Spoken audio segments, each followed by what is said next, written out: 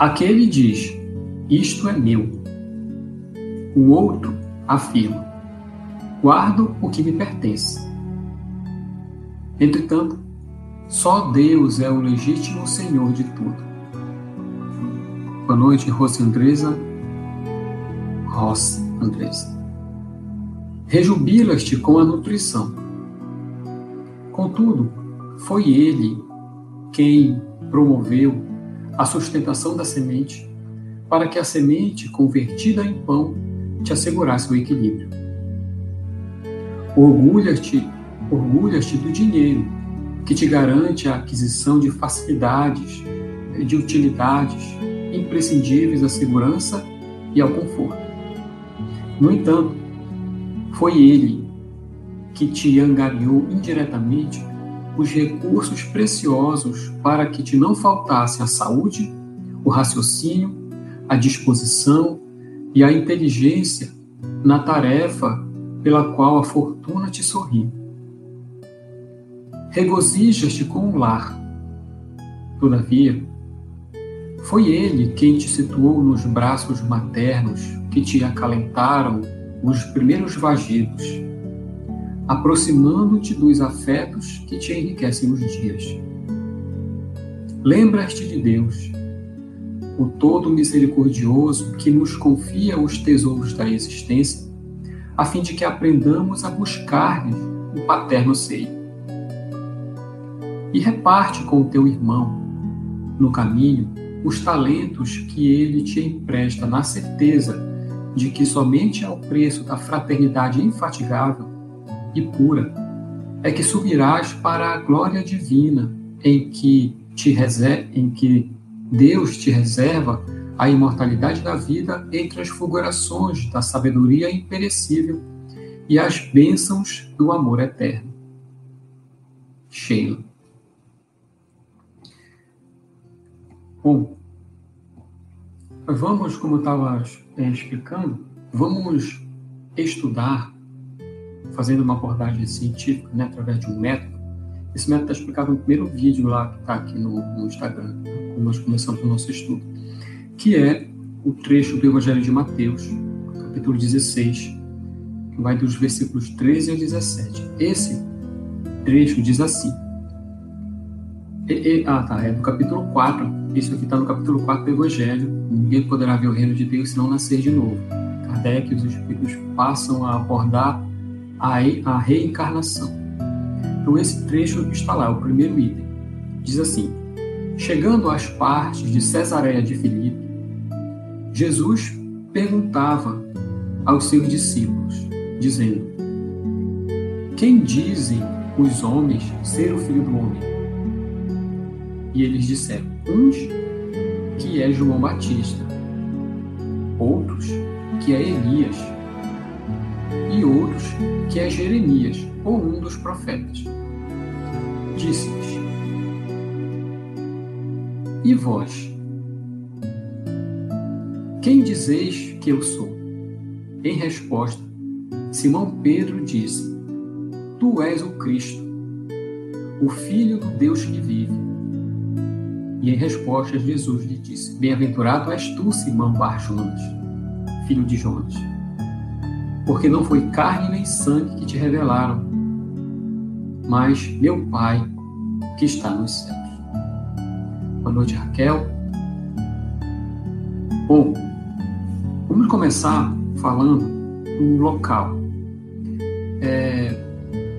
Cesareia de Filipe, imaginem, para facilitar, vamos visualizar o lago de Genezaré, o Mar da Galileia também, um lago, um círculo, apesar de não ser esse formato, mas um lago. É onde acontece a maioria das histórias, é onde ele acalma a tempestade, é onde onde os discípulos pescam, e tudo acontece aqui.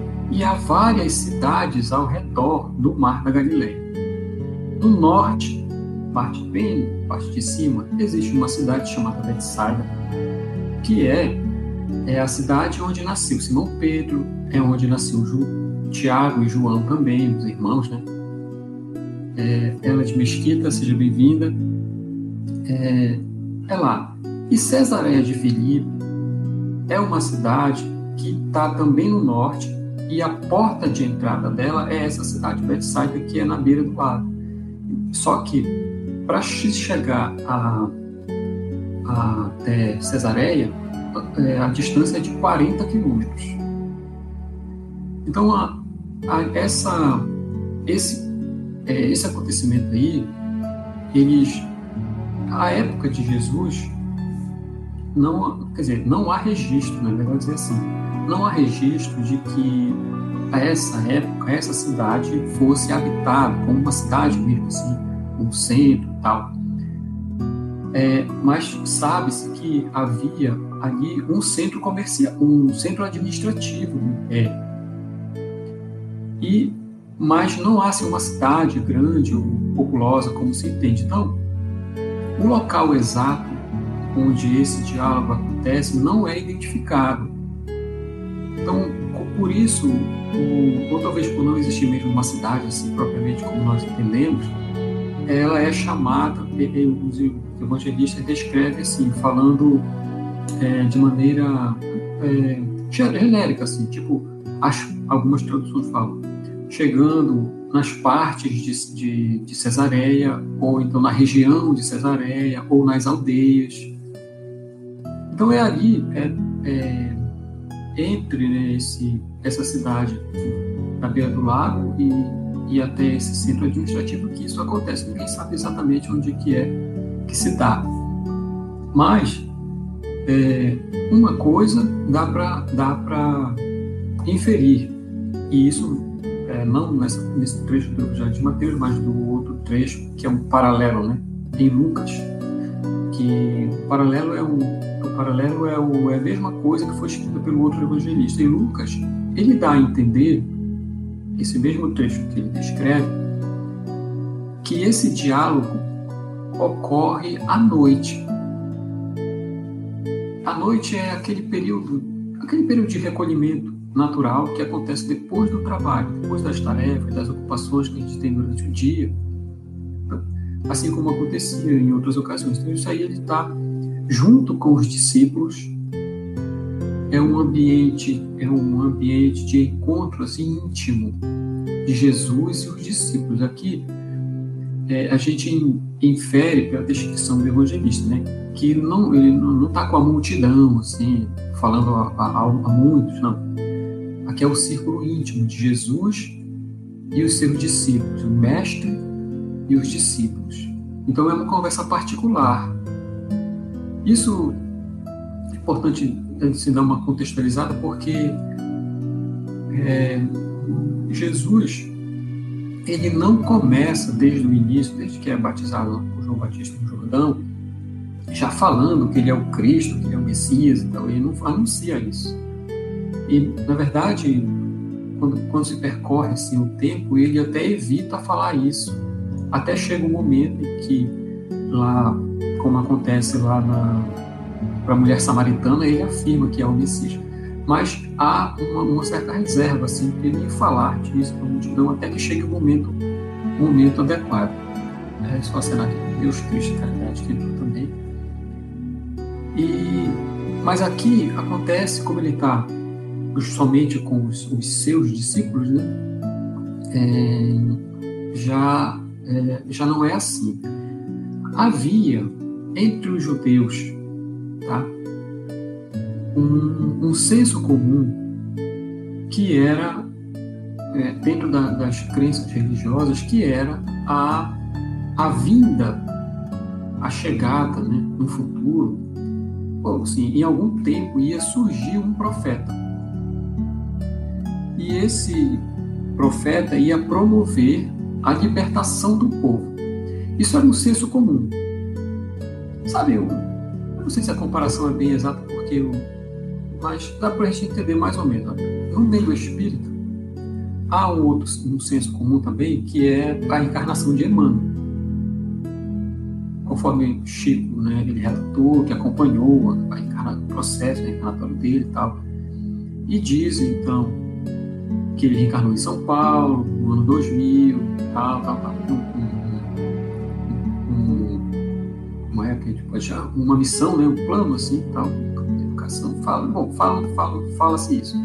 Mas há essa ideia assim na mente espírita que Emmanuel reencarnou e que talvez a curiosidade ou a ansiedade aguardem que ele surja.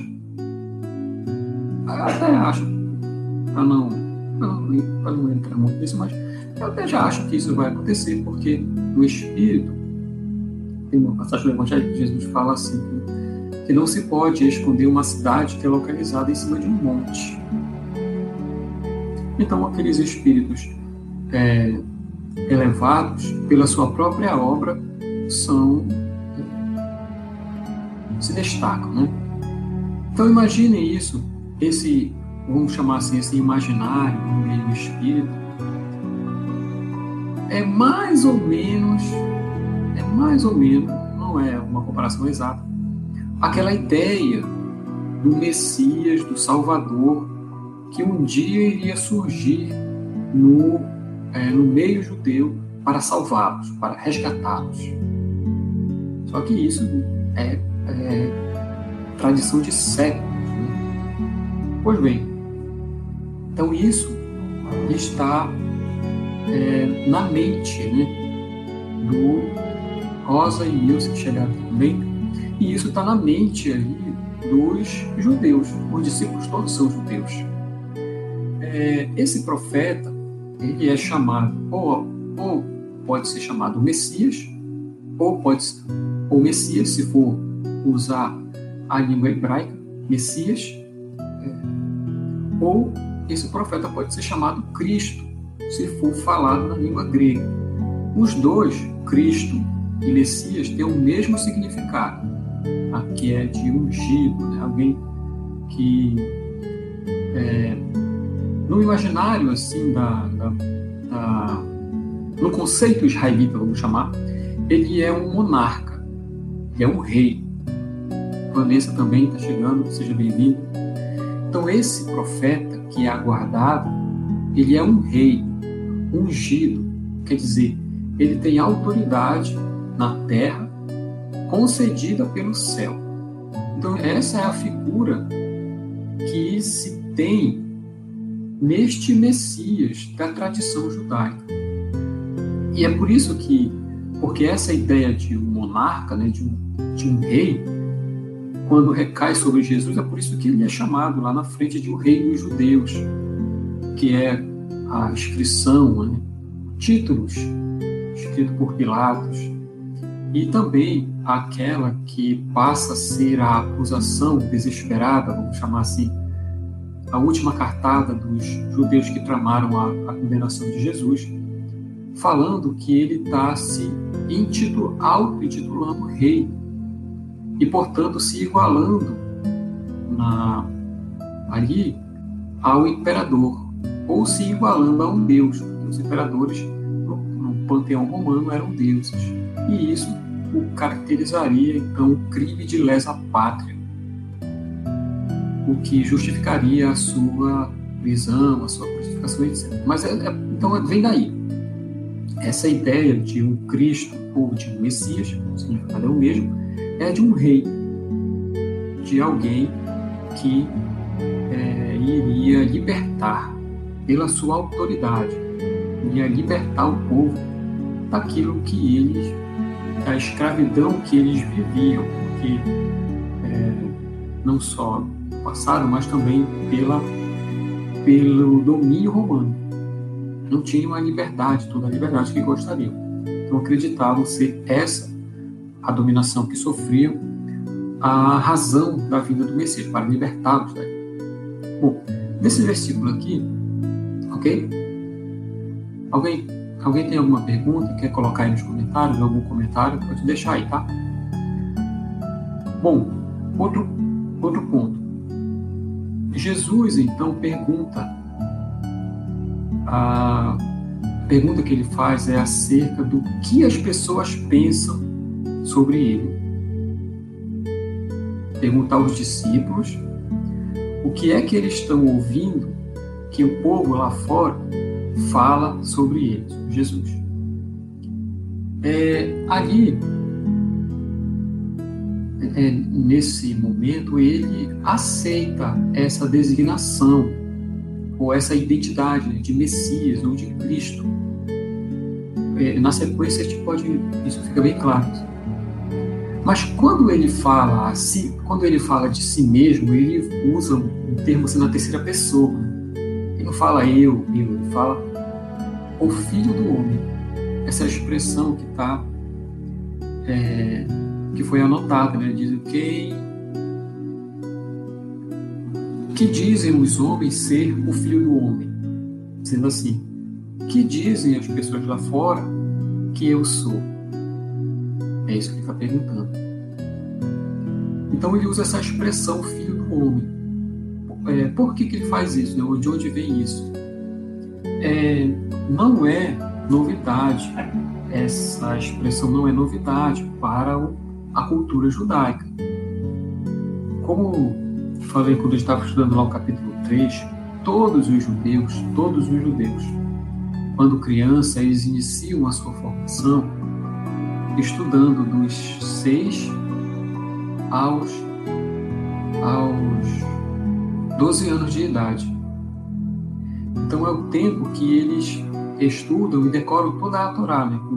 O livro antigo de Moisés e também os profetas, que caracteriza ali o Antigo Testamento para a gente.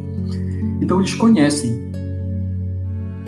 E essa expressão que Jesus utiliza, o Filho do Homem, é conhecida por eles porque ela está nos livros antigos, no livro do profeta Daniel, que ele fala disso. Ele diz assim, ele descreve, né, a vinda de um filho do homem. Aí ele escreve assim, eis que vinha com as luzes. Isso é a visão profética, né? A visão do profeta, do médium. Eis que vinha com as nuvens. Ele recebeu autoridade, glória e reino. Todos os povos, nações o adoraram. Seu domínio é um domínio eterno e não acabará, e seu reino jamais será destruído. Então, quando ele faz essa descrição lá no livro dele, ele fala que é o Filho do Homem que está vindo. Ele está profetizando a vinda do Messias. Então, quando Jesus se refere a ele diz o Filho do Homem. Então, ele está confirmando essa identidade de que ele é aquela figura profética que eles estavam aguardando. O que isso tem de implicação, né? Boa noite, Vitor. O que isso tem de implicação? É que quando ele faz essa autodesignação, ele está dizendo que a sua vida, a sua existência ali, os seus ensinos, a sua missão, tem caráter messiânico. Ou seja, as previsões do passado, dos profetas lá, vai se concretizar nele, incluindo os dramas o drama que acontecerá logo na crucificação. Falando então que essa aparente derrota que alguns hoje ainda até acreditam, a da crucificação, é na verdade uma vitória. E apesar daquela aparente insucesso, ele haveria de vencer. Só que a gente entender essa questão da vitória, né? Hoje, é claro, é mais fácil da gente entender, né? Pelo tempo que já passou, mas a vitória a qual Jesus se refere é a vitória do Espírito sobre a matéria. Não é essa a maior demonstração na ressurreição? Tentaram enredá-lo em várias tramas, não conseguiram, por causa da sua inteligência, da sua superioridade, é o Espírito. E, não conseguindo isso, tentaram eliminá-lo, tirando a sua vida. Não puderam alcançar as suas ideias, a sua elevação, atacaram o corpo. Mesmo extinguindo a vida do corpo, o espírito ressurge para demonstrar a vitória, a qual a vitória da vida do Messias, conforme haveria de acontecer. Então, é a vitória do espírito sobre a matéria, é a vitória da razão sobre estes impulsos instintivos que nós temos, conduzidos pelo egoísmo, pelo apego, pelo orgulho, né? Também da virtude, que é a sua disposição firme e constante, sempre para a prática do bem, sobre os vícios morais. Isso é o que caracteriza a vitória de Jesus. Ele começa, quando faz essa designação, que ele é o Filho do Homem, a apresentar isso, porque está no pano de fundo de todo o entendimento que os judeus têm acerca do Messias. Ok? Bom, então, o que eu estou dizendo aqui é uma comparação bem interessante sobre isso. Dependendo da nossa vibração, atraímos o bem ou o mal. Nesse evangelho de hoje, Pedro tem uma revelação a respeito de Jesus. Mas tem outro momento, que é esse outro momento, em que acontece o oposto. Exatamente. Olha, a questão central aqui já eu comento sobre essa revelação de Pedro, né? Porque a questão o evangelho que Pedro tenta dissuadir Jesus de sua missão. Jesus o repreende severamente, chamando ele de Satanás, né? Que é um opositor àquele que se opõe à vontade de Deus. Isso. A questão central aqui é que é levantada, né, na resposta que os discípulos dão, trata-se, atenção, da ressurreição, tá? Ressurreição. Essa não é reencarnação, é ressurreição. Aqui é muito interessante e muito inteligente, como Kardec, deixa eu fazer um parênteses aqui, acho que vai dar tempo. É muito inteligente como ele organiza isso, porque olha, Kardec não chega, esse é o item 1, que fala de um capítulo que fala sobre a reencarnação. Ele não chega falando assim de primeira que a reencarnação existe, que é verdade, que nós devemos acreditar, que Jesus falou, está no Evangelho, não tem nada disso. Ele, lógica e inteligentemente, aborda desde o momento em que a ideia, que é esse ponto aqui, a ideia surge, ele destaca a ideia, na verdade, e depois, isso nós vamos ver nas próximas semanas, e depois ele vai trabalhando e detalhando aquilo de maneira a demonstrar que essa ideia, na prática, ela acontece. Então, qual é a ideia aqui, tá? Entenderam, né? Qual é a ideia aqui? A ressurreição. Boa noite, Edmilson. Os judeus, respondendo ali, tratam, os discípulos, né, respondendo ali, tratam desse assunto da ressurreição. Então, quando eles falam assim que Jesus, o povo, né, está dizendo que Jesus é o João Batista, que é um dos profetas, que é Jeremias e tal, o que eles estão falando? Qual é a ideia explicitamente que eles estão passando? E é aqui que está a coisa legal que Kardec faz. Qual é a ideia que eles estão passando? É que eles acreditam no retorno à vida. Entenderam? Aqui o que ele quer destacar é a ideia que existe dentro da crença judaica do retorno à vida, que aqui é chamado de ressurreição. Então, os judeus acreditavam na ressurreição. Aliás, lá na base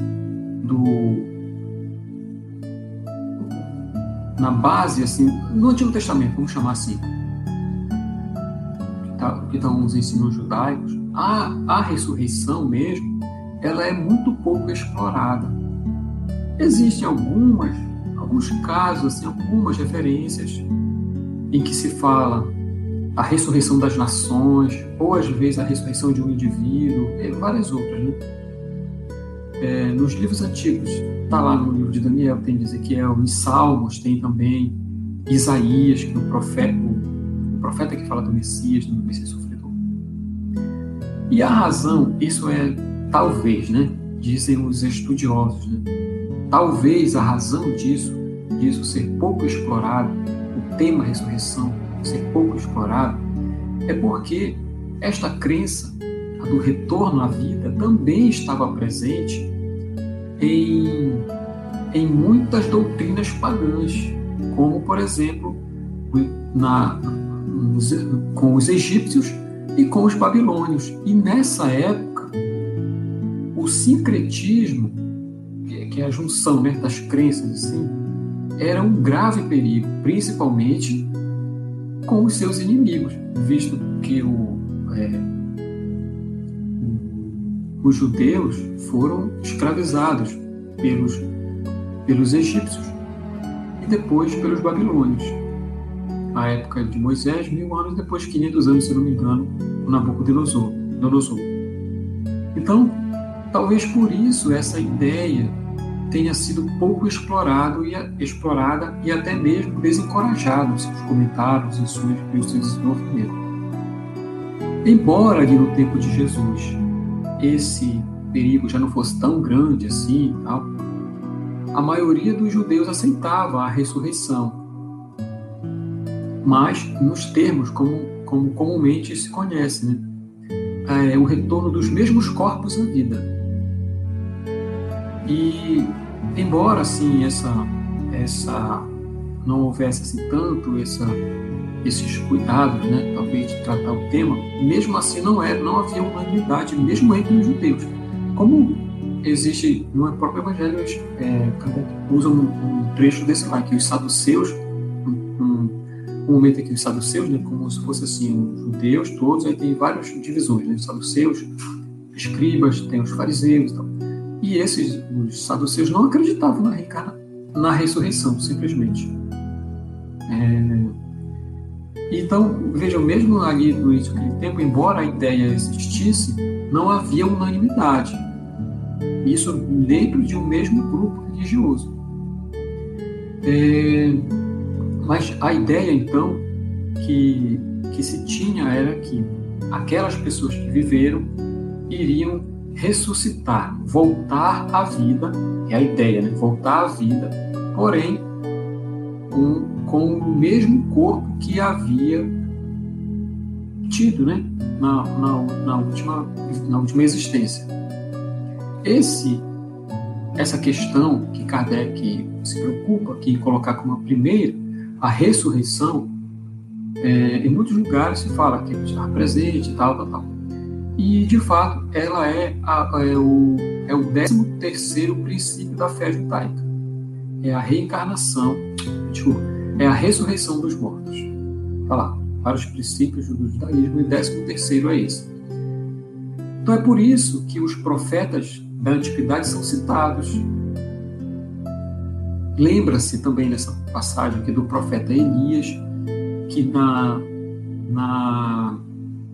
no contexto messiânico, sabe-se, isso está no último livro do Antigo Testamento, dizendo, é quando termina, né? Dizendo que ele vai voltar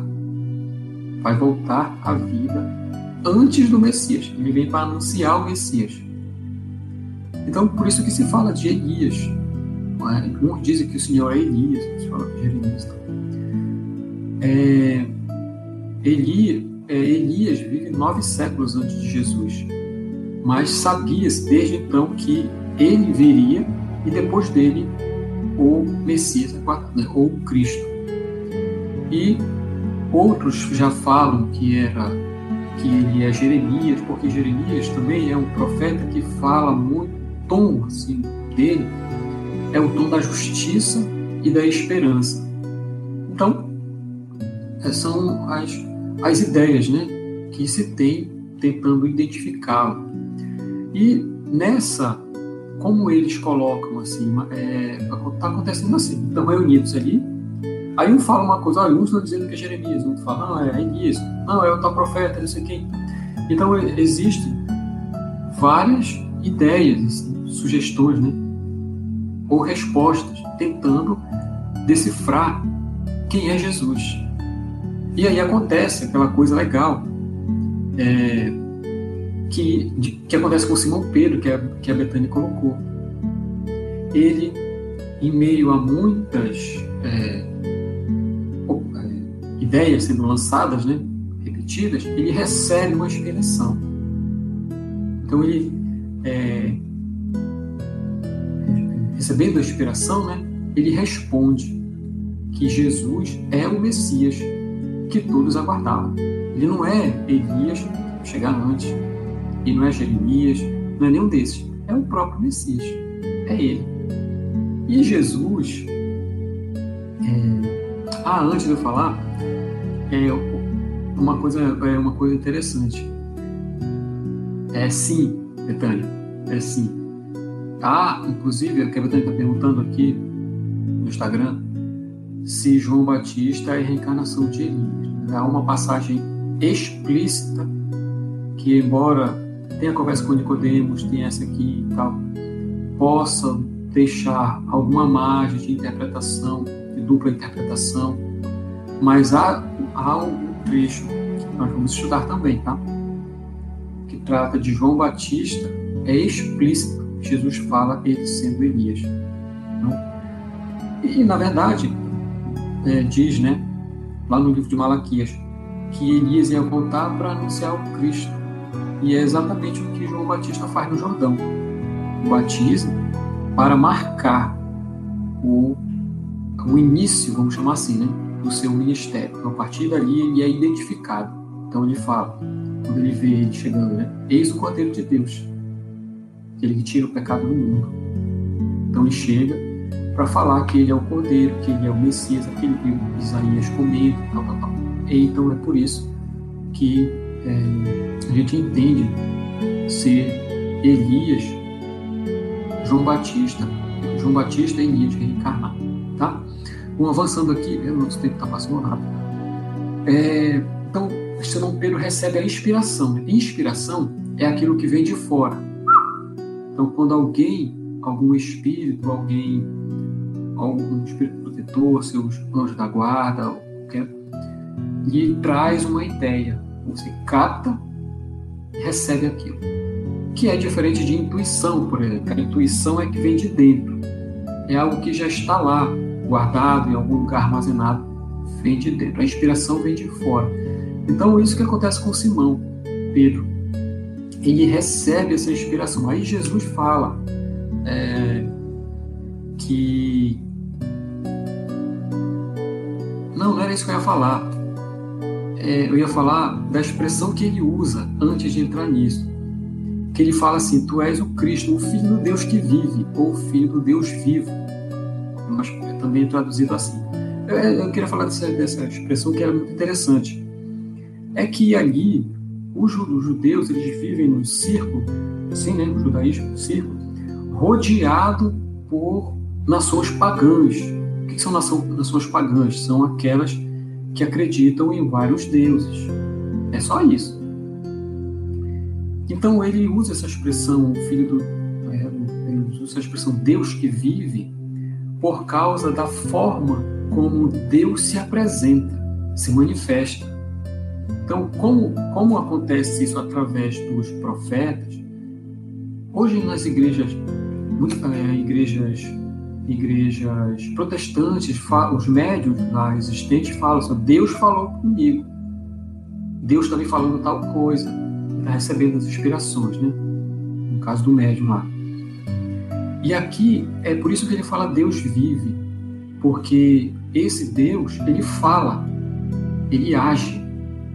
Então, por isso, como ele fala, como ele entra em contato, como ele age, se diz então que ele vive. É um Deus vivo. Porque isso é uma contraposição aos deuses do panteão, de todos os panteões pagãos, que são as estátuas, que são os ídolos.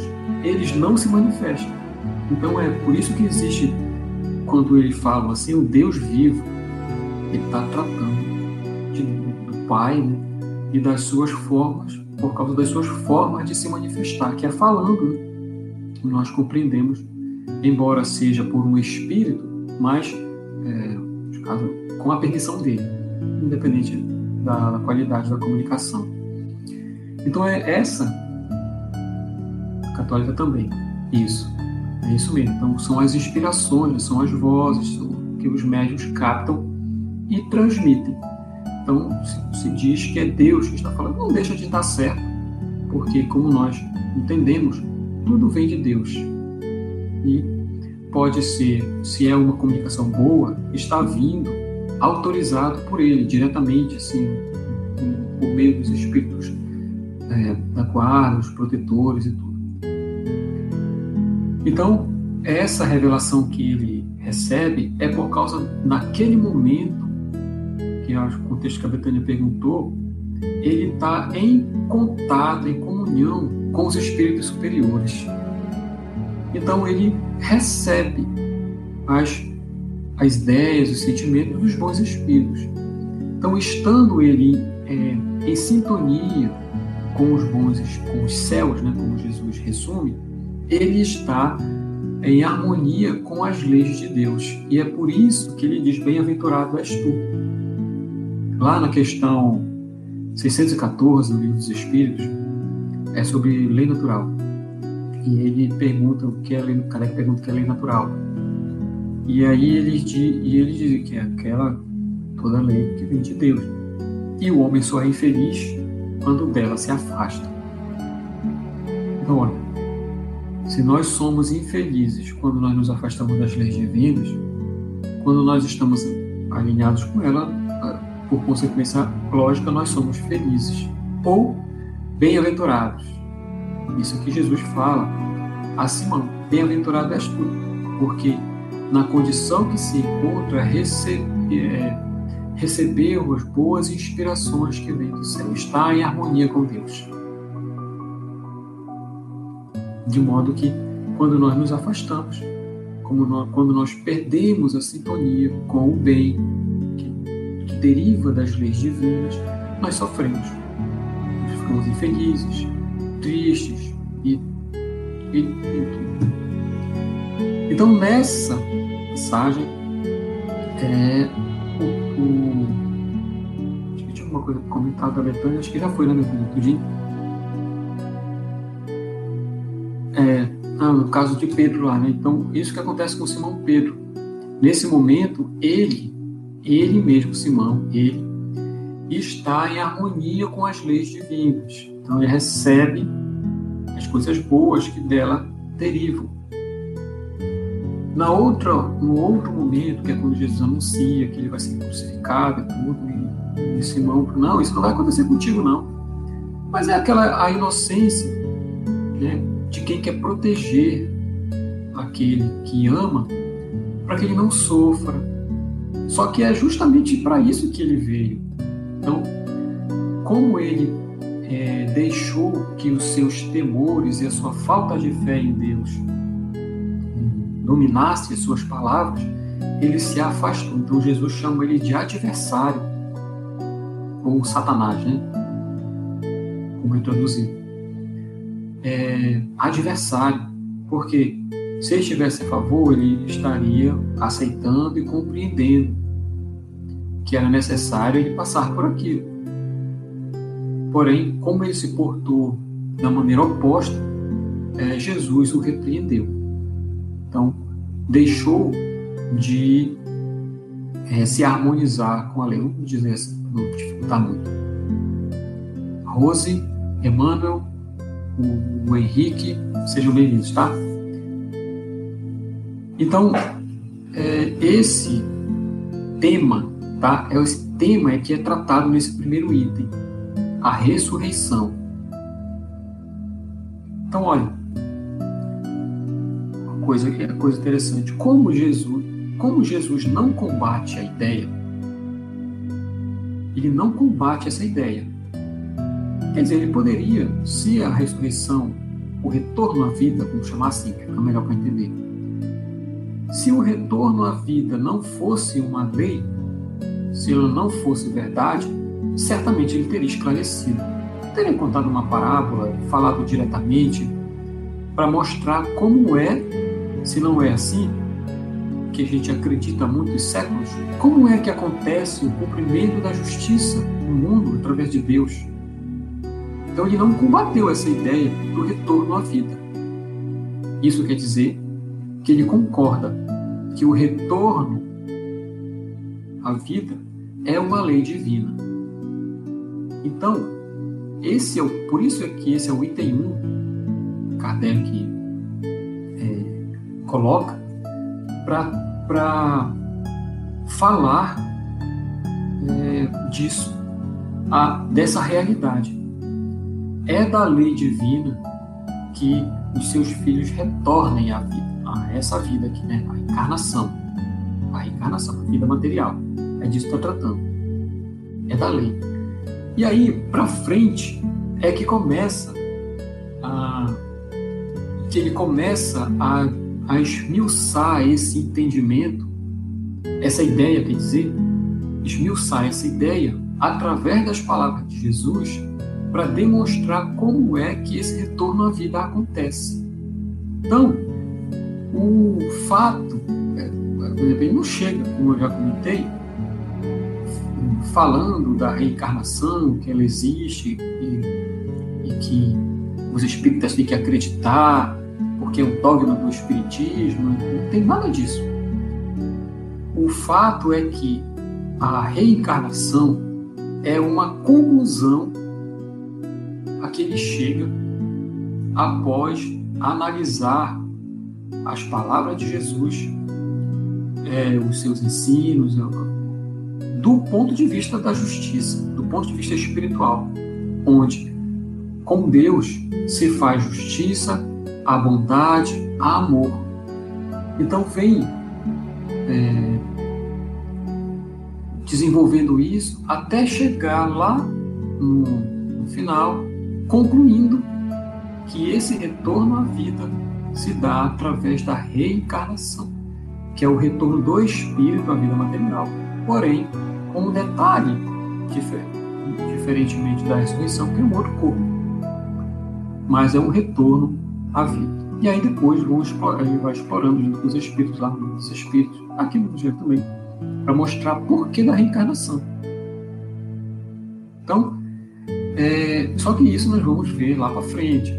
Isso aqui é só o item 1, que ele faz também, igual Jesus, se apoia em uma ideia que eles já têm, que é essa ideia de retorno à vida. Ele se apoia nessa ideia e aprimora o entendimento. Ele vai ajustando a maneira como eles entendem para demonstrar a realidade, para ensinar. Assim é que inicia este capítulo demonstrando que foi a partir dessa ideia, que era da ressurreição, né, retorno à vida material, da física, que Jesus passou a ensinar, que acontece com Nicodemos, e depois, quando o pessoal vai perguntar sobre João Batista, que é reencarnando. Então, assim, é que nós concluímos os comentários que tinha para hoje, e agradeço vocês estarem assistindo aqui, só no Instagram, aqui também no YouTube, no Facebook. Tem gente acompanhando aqui, mas eu não consigo ver quem é, tá? Porque eu só sei o número de pessoas ali. Mas agradeço aqui quem está assistindo, quem está acompanhando, quem está participando aqui, colocando os comentários, as perguntas, tá? Emmanuel, obrigado pelo seu comentário. Bom, meus amigos, é isso. Só falar mais uma coisa, como não tem tempo. Tem no Livro dos Espíritos, também, nas questões finais, lá, 1010, que é São Luís que fala sobre a reencarnação. Então, Kardec pergunta se o dogma da ressurreição, essa ideia da ressurreição, não será a reencarnação sendo consagrada pelos espíritos? Então ele responde: como quererias que fosse de outro modo? Conforme acontece com muitas outras, essas palavras, elas só parecem sem propósito no entender de algumas pessoas, porque tomam ao pé da letra. E isso leva à incredulidade. Mas, dando uma interpretação lógica, aqueles que chamados livres pensadores vão admitir sem dificuldade, porque a resposta reflete a razão. E não vos enganeis, os livres pensadores, né? O que eles mais querem é acreditar. Tem, como os outros, talvez mais do que os outros, a sede do futuro, sede de conhecer, de entender, mas não pode admitir o que a ciência desmente. E é uma coisa que é abordada também. Há uma nota aqui na frente dessa questão que Kardec fala de que a ciência demonstra ser impossível o mesmo corpo se formar novamente, visto que após longos anos os seus elementos químicos que o constituem até o nível atômico se dissipam, se espalham, formando novos corpos, animais, vegetais, etc. Bom, a doutrina da pluralidade das existências, ela está de acordo com a justiça de Deus. Só ela explica o que sem ela é inexplicável. Como havias de pretender que o seu princípio não estivesse na própria religião? Quer dizer, a reencarnação já está lá. Só falta, ou faltava, para alguns, só falta um detalhe para entender e, entendendo, aceitar. Está aí o conceito de fé raciocinada que Kardec nos apresenta. Tá? E mais uma coisa, pelo dogma, assim, pergunta ele, pelo dogma da ressurreição da carne, a própria Igreja ensina a doutrina da reencarnação? E São Luís responde: é evidente. Essa doutrina decorre de muitas outras que têm passado despercebidas e que dentro de pouco se compreenderão neste sentido. Os espíritos, portanto, não vêm subverter a religião, como alguns pretendem. Ao contrário, vêm confirmá-la, sancioná-la por provas irrecusáveis. Falando aqui da reencarnação, tá? Como, porém, são chegados os tempos de não mais empregarem linguagem figurada, eles se exprimem sem alegorias e dão às coisas o sentido claro e preciso, que não possa estar sujeito a qualquer interpretação falsa. Então, a reencarnação é bem claro o que é. Não há maneira de entender de um ponto de vista metafórico ou subjetivo. Não tem isso. Então é bem claro como funciona. É isso que ele está explicando aqui. Eis porque daqui a algum tempo muito maior será do que hoje é o número de pessoas que sinceramente religiosas e crentes, porque vem isso como uma consequência do entendimento. Então, aquilo que nós entendemos, nós aceitamos, nós cremos. Isso é que ele, então, apresenta São Luís, no finalzinho lá dessa questão, em que Kardec pergunta sobre a reencarnação e sobre a ressurreição, tá? E vamos fazer a nossa prece de encerramento. O nosso tempo já está chegando ao final, tá? Então, semana que vem nós nos encontramos novamente, tá? Continuar o nosso estudo. Vamos orar.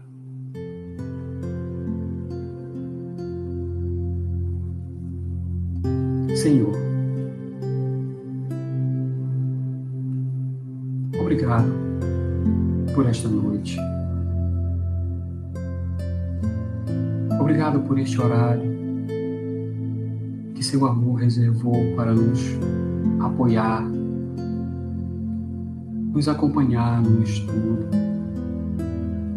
nos trazer, como Simão, as inspirações de nosso Pai, para que as suas lições possam ser guardadas dentro de nós, como a semente que é lançada no solo preparado para, no tempo certo, dar aos outros de si mesmo como fruto de bondade, de esperança, de amor. Que esta noite tenha servido aos nossos amigos que estão acompanhando pela internet, onde estiverem, que as suas luzes, as suas bênçãos possam encontrá-los nos seus lares, como a envolver toda a residência, o prédio, os quartos onde os irmãos nossos estão presentes, os ambientes onde as famílias se reúnem, os leitos onde os idosos e os doentes repousam. Abençoa a todos, fortalecendo-nos na jornada. Aos nossos amigos aqui presentes também, que as suas luzes e a sua paz envolvam cada um deles nas vibrações de amor e de luz.